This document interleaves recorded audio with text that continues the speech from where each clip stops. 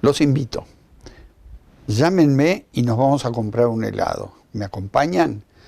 Me encanta el chocolate amargo, pero también me queda en el pensamiento, en el trayecto hacia la heladería, donde la Argentina tiene muy buenas respuestas, me queda una intriga. Y antes, ¿cómo era el tema de enfriar una bebida? ¿Cómo se conseguía el hielo?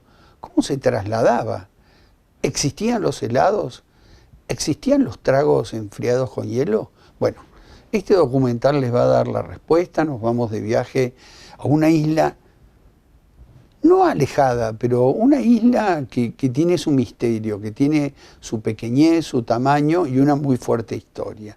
Y desde allí vamos a ver cómo es la historia de este interrogante que planteamos: días calurosos de verano, refrescante sorbete de naranja amarga, sí, amarga maltés en esta receta. Pueden tomar nota y si lo hacen, nos llaman porque nos van a convidar, ¿no?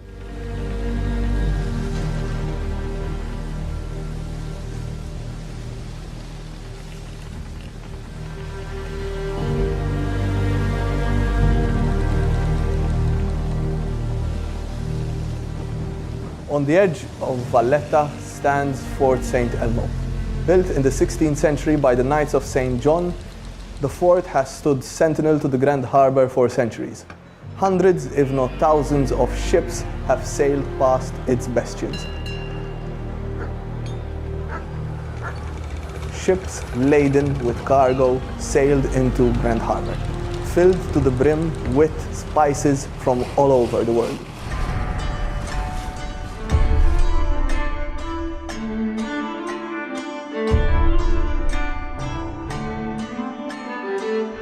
Spices that for centuries flavored our Maltese kitchens. These same spices were being used either in Malta or transshipped to Europe, which was eager to receive these commodities.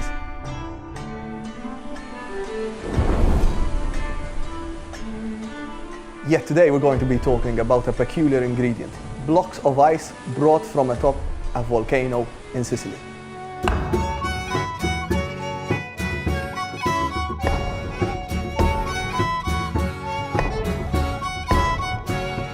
Malta was hungry for the ice that was daily being brought from Sicily. A very fast ship was used to bring in the ice. It is found in the documents as Tartana della Neve, a sleek ship that could actually arrive in Sicily in 12 hours and be back in Malta in 12 hours. Always the intrepid businessman, the Maltese used to add a number of prostitutes onto the Tartana della Neve when an Allied fleet was in harbour, and prostitutes and ice were badly needed in harbour.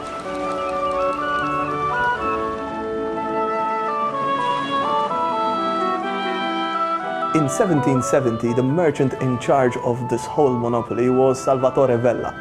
He had his storehouses just where today we have Victoria Gate, and from there all the ice cream makers and confectioners of Valletta were buying their ice.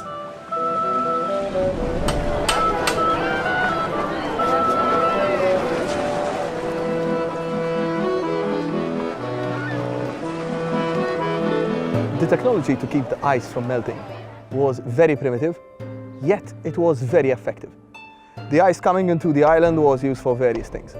Picture yourself on a hot summer's day in Malta, and you need a cold glass of white wine. White wine coming from Burgundy was extremely popular in the 18th century at Malta. The ice was also used to prepare various sorbets and ice creams. We actually still have some of the recipes. In 1746, Grandmaster Pinto was overlooking his fleet. The fleet was sailing out from behind St. Angelo to show off the might of the Order of St. John. Grandmaster Pinto at that point decided to order a refreshing sorbet. We are told it was an iced fruit sorbet. The recipe that we are recreating today is a bitter orange sorbet. This sorbet is from a recipe of the 1740s. Apparently it was all the rage on the island of Malta. In the document we find it as the recipe for a bergamot orange sorbet. In 1755, the British visitor to our island, Patrick Bryden, actually writes that orange trees from Malta were being sent yearly to Marie Antoinette at Versailles.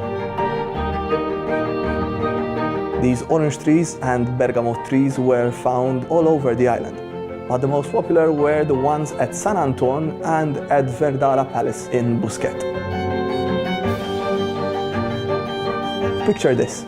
To prepare the recipe, you needed ice from Mount Etna in Sicily, sugar, possibly from the Caribbean or Sicily, oranges from Malta, cinnamon from the Pacific, and you are producing them on this little rock in the middle of the Mediterranean. All the ingredients from all over the world and being enjoyed here in Malta.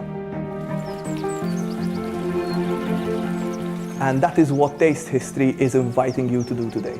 Take a stroll through the busy streets of Valletta, enjoy a coffee in one of the piazzas, and order a sorbet, and appreciate the long history of sorbets and ice creams in Malta.